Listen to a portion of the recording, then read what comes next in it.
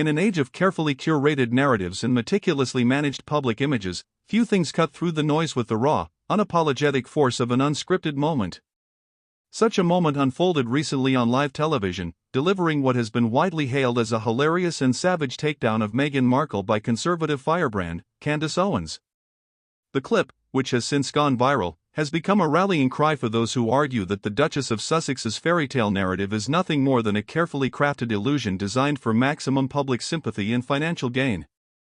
Owens' central thesis, that Meghan Markle is, at her core, the wannabe princess, has resonated with a public increasingly weary of what they perceive as a pattern of entitlement, victimhood, and a stark refusal to accept the reality of the role she married into.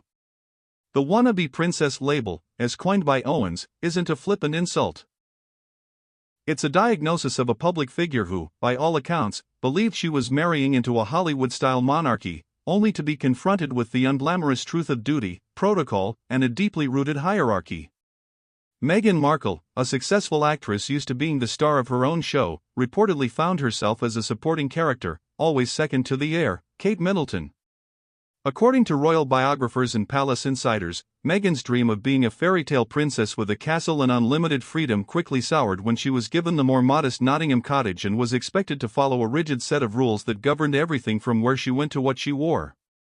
This clash of expectations, as Owens and many others have pointed out, is the central conflict in the Sussex saga. Meghan's desire to do her own thing and monetize her royal title, a concept alien to centuries of royal tradition, set the stage for a dramatic exit.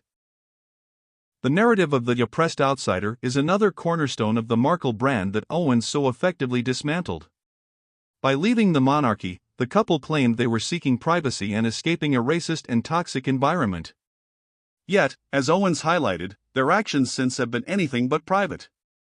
From the tell-all interview with Oprah Winfrey to the multi-million-dollar deals with Netflix and Spotify, the Sussexes have monetized their royal exit by constantly revisiting and relitigating their grievances with the firm.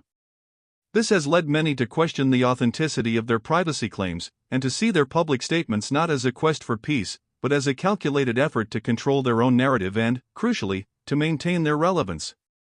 Owens' pointed observation that Meghan profited from victimhood branding echoes a sentiment shared by a growing number of people who believe the Duchess has become a walking, talking brand of perpetual grievance. This perceived manipulation of public sympathy is a point of particularly sharp criticism.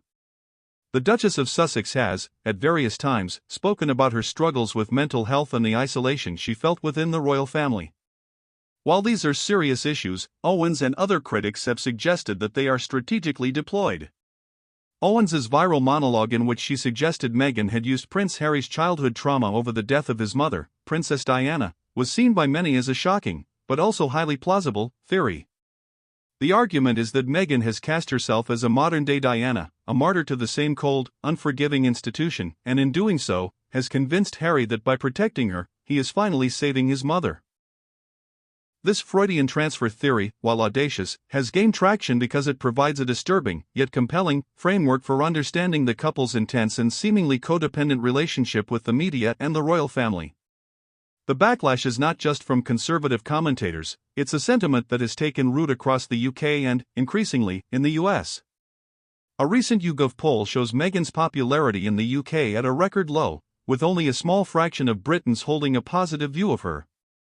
While some of this can be attributed to the relentless media scrutiny, a significant portion stems from a feeling of being manipulated.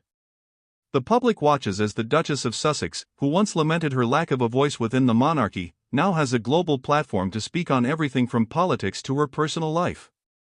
The contradictions are hard to ignore.